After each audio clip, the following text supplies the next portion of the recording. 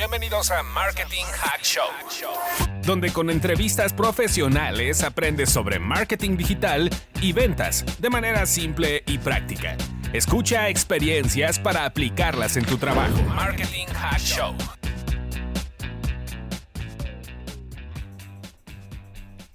Bienvenidos a un nuevo episodio de Marketing Hack Show. Yo soy su host, Gabriel Escamilla, y bienvenidos a la segunda temporada de estos nuevos episodios del 2020. Y quien realmente nos ha seguido en estos 90 episodios ya, el año pasado hicimos un especial sobre influence marketing, porque la verdad todo el mundo estaba hablando de eso. Hablamos de B2B, de B2C, un poco desde la perspectiva de agencia, y la realidad es que solo hicimos 4 y prometí 5. Y estaba buscando a esa quinta persona, y tengo un invitado bastante especial que vengo siguiendo su trayectoria, la verdad, desde Stepping Zone, aunque ahorita no le dije.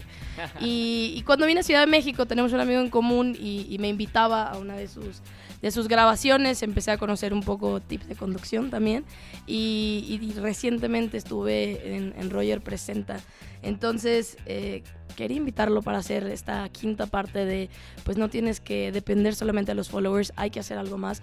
Entonces, Roger, ¿cómo estás? Bienvenido al show. Gracias, bienvenida a la casa de XFM. Porque por el tiempo, en realidad tú me habías invitado a tu estudio. Sí. Pero quería hacer esta charla contigo, entonces la invitamos y está en los estudios de XFM aquí en la Ciudad de México, así que bienvenida a tu cabina. Gracias, Roger. Y pues mira, al principio me gustaría que empezaras por contar un poco tu trayectoria.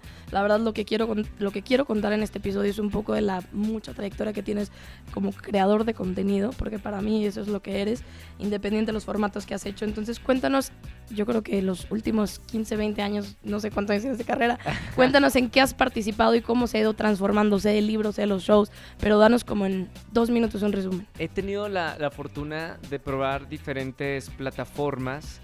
Vengo de los medios tradicionales, toda mi vida desde chiquito hice televisión. En la adolescencia, de hecho, mi primera estación en donde trabajé era XFM 97.3 en nuestra ciudad de Monterrey. Claro que me acuerdo. Entonces, tele y radio han sido como mis pilares como comunicador, y son 2 plataformas que me encanta y me gustaría hacer toda mi vida, televisión y radio. Y a lo largo de mi trayecto dentro de los medios, pues he hecho doblaje, cine, series, música, he escrito ya un libro, ¿qué más? Y bueno, y ahora con obviamente las plataformas digitales, empecé hace 3 años, bueno, voy a empezar el 3er año de producir un programa para YouTube. Uno es un late night, Roger González Show. De hecho, estamos por cumplir 3 años. Y el otro es un nuevo programa que empecé este año, que es una serie de entrevistas, one-on-one, sin corte, que las hacemos en un teatro, y son pláticas muy ricas con personas para buscar la historia y motivadora o inspiradora para la gente que nos sigue. Yo me he dedicado toda mi vida al entretenimiento, pero siempre que puedo trato de dejar algo más que solamente entretener. Padrísimo, Roger. La verdad, tú y yo podremos platicar tantas veces de cómo en Estados Unidos creció mucho lo que tiene que ver el podcast y el late show, que se puede categorizar eso. Aquí no. Y eres de los pocos que lo tiene, y por eso me encanta ese nuevo proyecto. Igual siempre ha existido aquí en México. O sea, recordamos, por ejemplo, ¿quién se llama? ¿Cómo se llama el de la noche? Había ya... de hecho me tocó ver el episodio donde grabó con Adal Ramones. Me van a soplar quién era el que tenía un late. No, bueno, otro rollo podría ser René Franco. René Franco tenía un late, pero, o sea, sí, otro rollo pasaba de noche, un miércoles, pero no tenía el formato tan estricto de un late night show, porque late night es el escritorio y es el sillón, pero René Franco es verdad, yo fui a su programa en varias ocasiones, él sí tenía un late, pero bueno, no ha sido como en Estados Unidos o como en UK, que hay lates que han durado 15, 20, 30 o más años, como el de David Letterman. Claro. ¿no? Que es increíble. Y es un formato muy bonito. Y formato también talk show, que ahorita hasta Kelly Clarkson tiene uno en Estados Unidos. Claro. Me impresiona que yo decía, bueno, ahora ¿quién más va a tener, no? Entonces, Roger, cuéntanos un poco, y entrando en esta era que tú has sido líder en ciertos proyectos, ¿cuál es tu opinión en cuanto a este uso de redes sociales, no? Como para mí siempre, y dejo muy claro con mi comunidad, que no es solo sobre los seguidores. Tú puedes tener 1 millón, puedes tener 100,000. Hay muchísimos casos que eso no quiere decir que realmente influyas, pero ¿por qué la gente tiene que dejar de ver esta métrica solamente y querer vivir de los followers? ¿Por qué hay que irnos más allá de hacer otros proyectos? Yo creo que ya a ese grado de tener 1 millón de seguidores, creo que el creador de contenido no solamente ve los números. O sea, ya para que te siga 1 millón de personas es que realmente le has echado muchas ganas a tu contenido y que ha gustado y que has trabajado y que has sido constante a la hora de subir tu contenido para llegar a 1 millón de suscriptores, que creo que es una marca importante en el que podemos decir, ok, te ha ido bien como influencer o te ha ido muy bien en redes sociales. Arriba de 1 millón es que has hecho las cosas muy bien.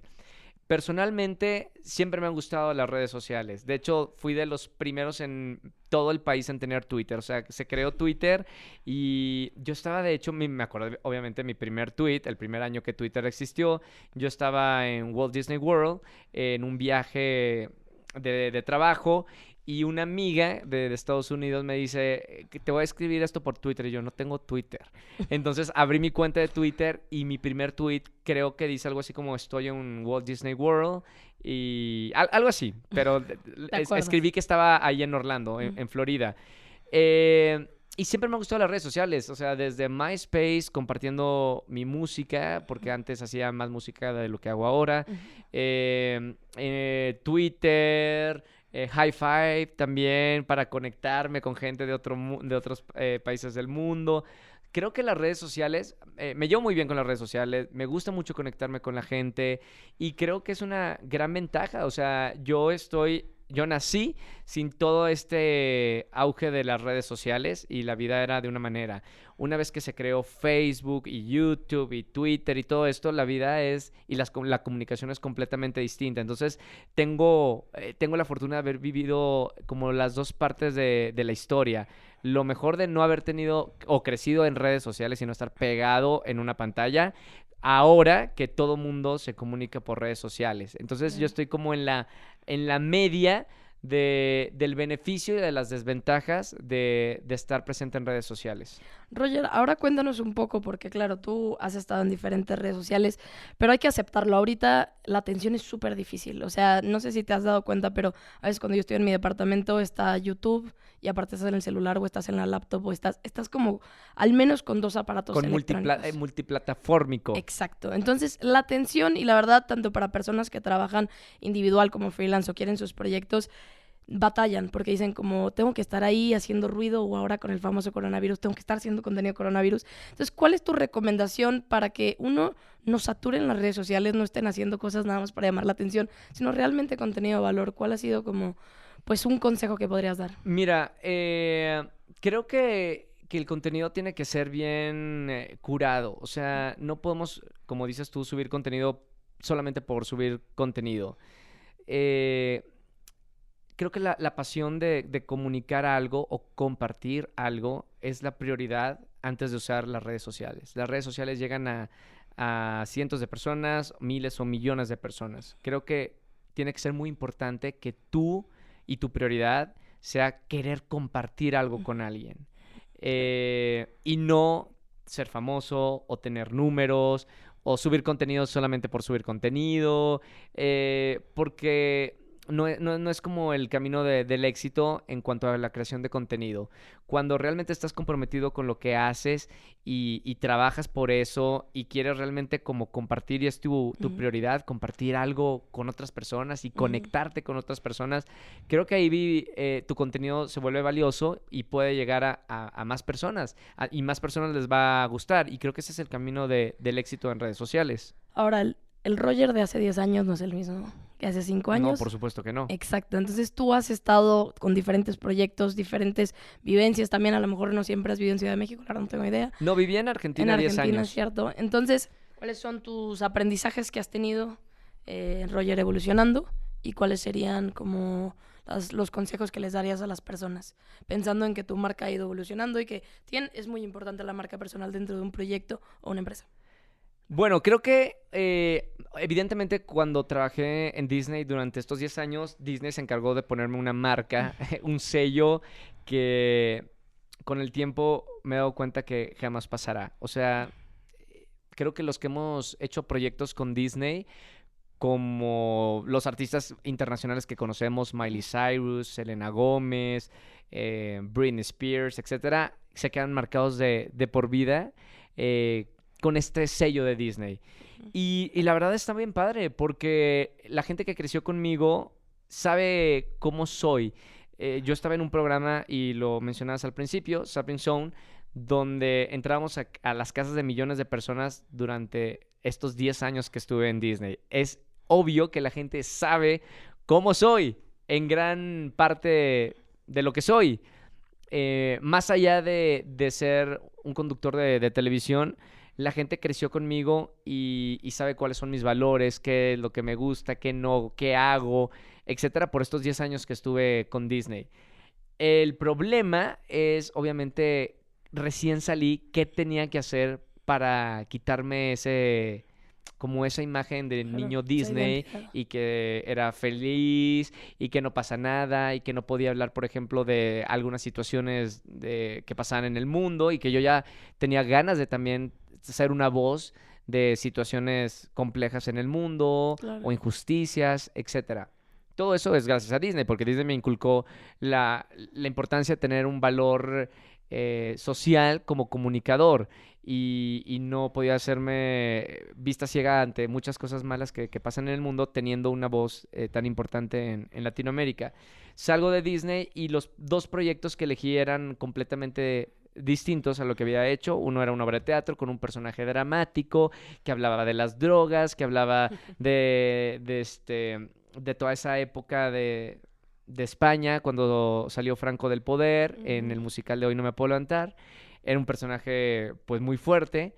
Y el programa de televisión que tuve cuando entré a México fue en Televisa, en Canal 5, y era un programa nocturno donde podíamos decir lo que sea, donde disparábamos así petardos a las personas, o sea, había como juegos bien manchados, cosa que la gente nunca vio, obviamente, durante los 10 años que estuve en Disney.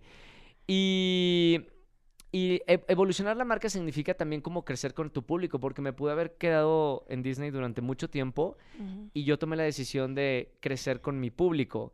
No que pasen más y más generaciones conmigo a través del programa de Disney, sino ya hacer otros proyectos. Y es así como llegué a México y empecé a hacer proyectos no para niños, sino ya para adolescentes y adultos jóvenes.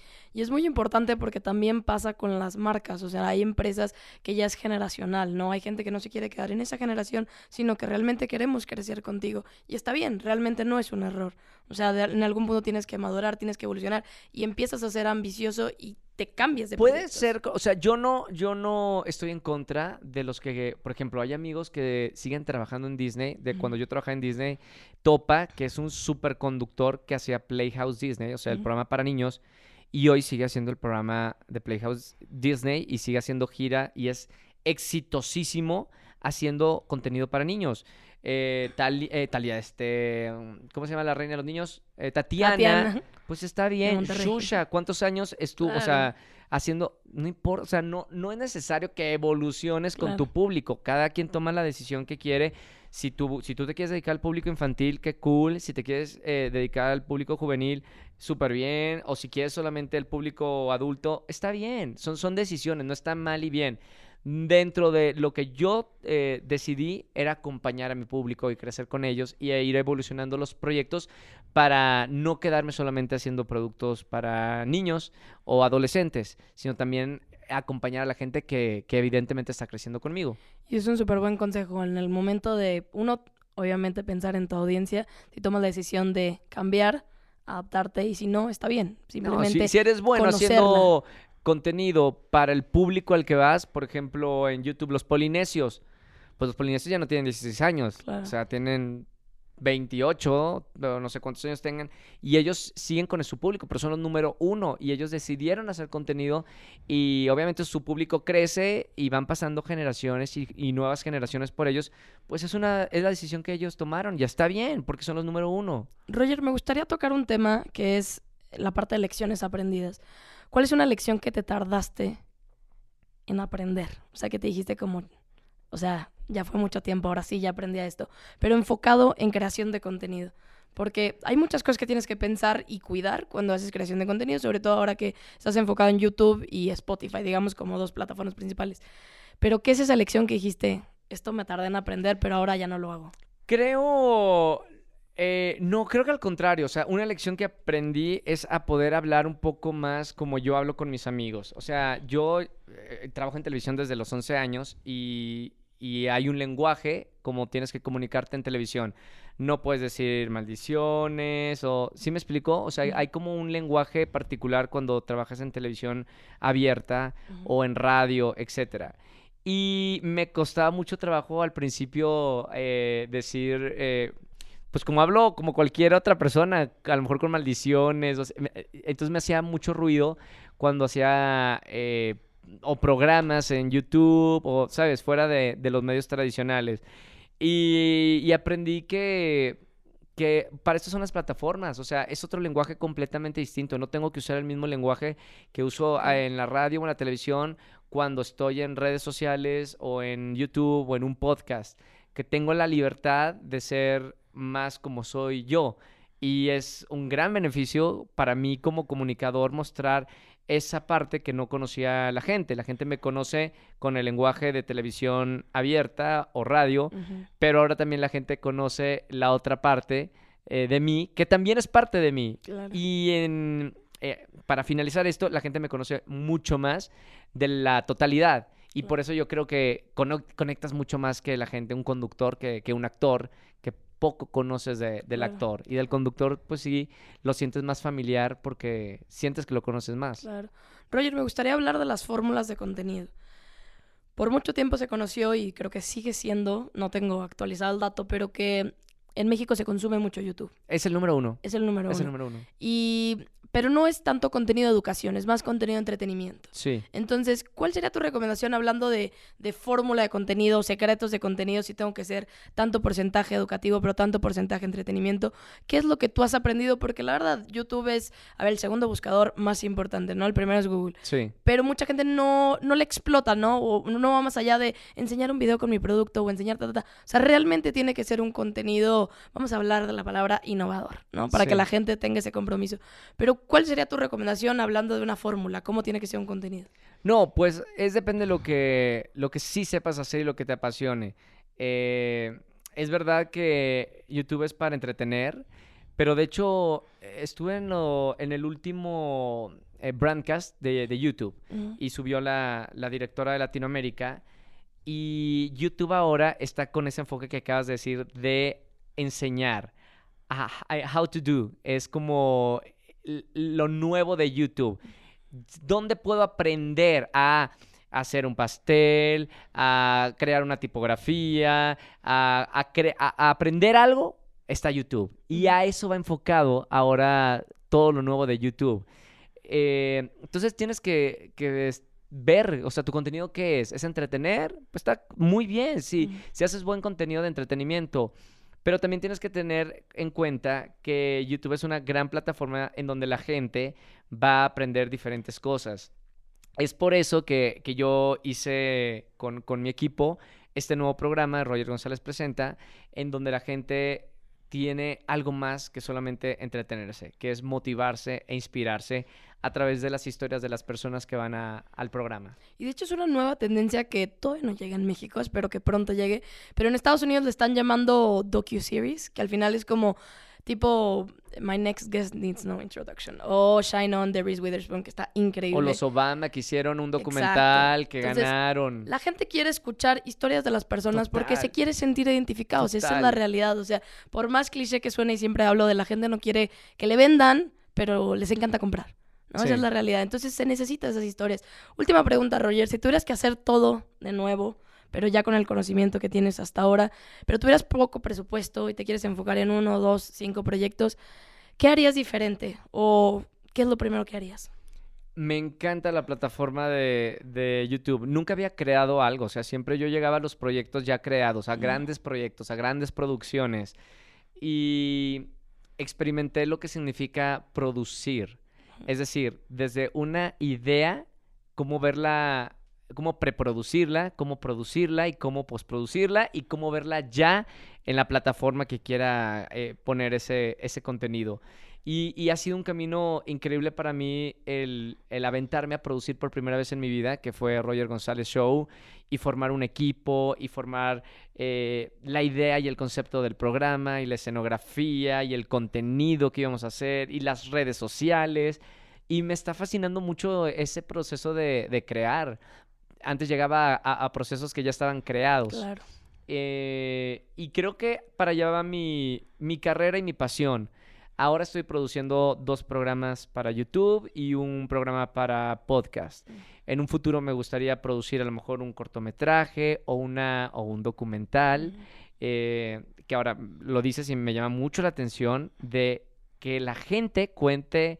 Cada vez me fascina más que la gente conozca las historias. Y yo, teniendo el alcance que tengo, irme a conocer una historia que a mí me llame la atención y ponerla exponencialmente en mis plataformas digitales. Claro. Para mí, por ejemplo, es una locura, pero me siento muy orgulloso de este programa Roger González Presenta, como algo que nació para podcast y que también se ve en YouTube, ahora hasta una televisora abierta agarre mi contenido y ponerlo, por ejemplo, hoy jueves, una televisión. ¿Cuándo imaginé yo de niño viendo la televisión azteca que iban a pasar algo que yo creo con todo mi equipo? Es muy, muy loco. Y lo veo en pantalla con el sello de Televisión Azteca, lo que nosotros estamos haciendo, un grupo de 6, 7 personas, y que eso lo pongan en Televisión Nacional con el sello de Televisión Azteca. Creo que eso es hacer bien las cosas. Claro. Y estoy rodeado de un gran equipo tan apasionado y loco como yo, que acá está mi productor al lado. Y eso me pone muy contento y me da ánimo para seguir creando cosas como productor, desde una idea hasta que la gente pueda ya disfrutarlo. Y que de hecho, una de las cosas que te quería decir, vengo saliendo a una conferencia y los últimos 3 años que he vivido en Ciudad de México, me ha tocado ver un poco los cambios que está pasando en comportamiento, ¿no? Y una de las quejas siempre es como, el contenido en televisión siempre fue esto, no vamos a dar ejemplos, pero también es parte tuya cambiar, ¿no? O sea, yo creé mi podcast porque yo decía, a mí no me gusta escuchar otros temas de marketing digital, creo que es falso y es mucha contaminación, pues voy a crear el mío. Y este es como mi aporte de educación que realmente aprendes, igual con otras cosas de YouTube. Entonces creo que se está transformando y también el contenido que la gente quiere consumir a veces no es decisión de ellos, pero cuando pones un contenido bueno, la gente empieza a cambiar.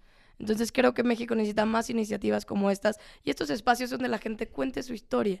Entonces este segmento para mí en el podcast lo creé el año pasado, que se llama Historias de Profesionales, justo porque no hablamos de marketing, hablamos de la historia, de cómo le están haciendo, cómo están cambiando algunos proyectos y pues bueno, el impacto que están llegando. La verdad es que, mira, trabajando tantos años en los medios tradicionales, llegué a toparme con la pared de que hay cosas que no cambian o que tardan mucho en cambiar. Claro. Y yo voy a otra velocidad a la que va la industria. Y ante la desesperación de esto, pues gracias a las plataformas yo puedo hacer mi propio contenido con la idea que yo creo que son las cosas. Y obviamente me equivoco, pero es bien padre equivocarte sabiendo que tú tomaste la decisión de irte por ese lugar. Y no porque por estar en una empresa te dicen que así son las cosas. Creo que he aprendido mucho más en 2 años que lo que lleva mi carrera más de 20 años en la industria. Estoy totalmente de acuerdo que estos 2 años han sido de mucho más aprendizaje que haber trabajado en super empresas, grandes producciones, etcétera. Roger, una última pregunta. Con toda tu trayectoria, ¿cuál es ese consejo para las personas? O sea, sea enfocado en contenido, sea en branding, sea como conductor. ¿Cuál es ese consejo que le das a las personas con todos los aprendizajes que has tenido? Creo que lo más importante es que te apasiones por lo que sea. Porque creo que a estas nuevas generaciones les falta el condimento de la pasión de todo. para trabajar, Levantarse en la mañana. para levantarse, para hacer relaciones sociales con otras personas. O sea, son como muy grises. No sé si es generacional o es un mundo que ha cambiado, pero creo que antes había gente más apasionada de lo que son ahora. Entonces, bueno, ni modo, te tocó en la generación que te tocó nacer, pero si vas a hacer algo, que sea con pasión. Que lo hagas, que sufras, que te desveles, que sacrifiques, pero que realmente si quieres alcanzar tu sueño, te cueste. Porque ahora estamos como en la vida fácil, de que todo lo queremos fácil. Y todo es instantáneo. No queremos batallar, queremos que todo sea rápido. Y no sabe igual cuando realmente te cuestan trabajo las cosas. Y se disfrutan mucho más. Y eres más feliz. Hay que como que ser un poco más apasionados y menos grises. Disfrutar del proceso, que al final eso es lo que hay. Roger, muchísimas gracias por este tiempo. Creo que aprendimos bastante de tu trayectoria. Último, creo que ya conocen tus redes sociales, pero no está de más decirlas. Si quieren saber de tu contenido y encontrarte en redes sociales, ¿cómo te pueden encontrar? Roger González en todos lados, y les recomiendo mi bebé Roger González Presenta, que es esta serie de entrevistas one on one. Con historias muy bonitas. He tenido la oportunidad de escuchar historias de gente maravillosa. Tengo ahí en el canal mi top 3 de las mejores entrevistas. Todas están buenas, pero tuve que hacer mi top 3. Yo fui en vivo, entonces lo recomiendo. Y que se nos sigan en el canal, y espero que aprendan algo con estas historias que tenemos. Buenísimo. Muchísimas gracias a todos por escuchar este nuevo episodio de Marketing Hack Show. Yo soy Gabriel Escamilla y nos vemos en el siguiente episodio.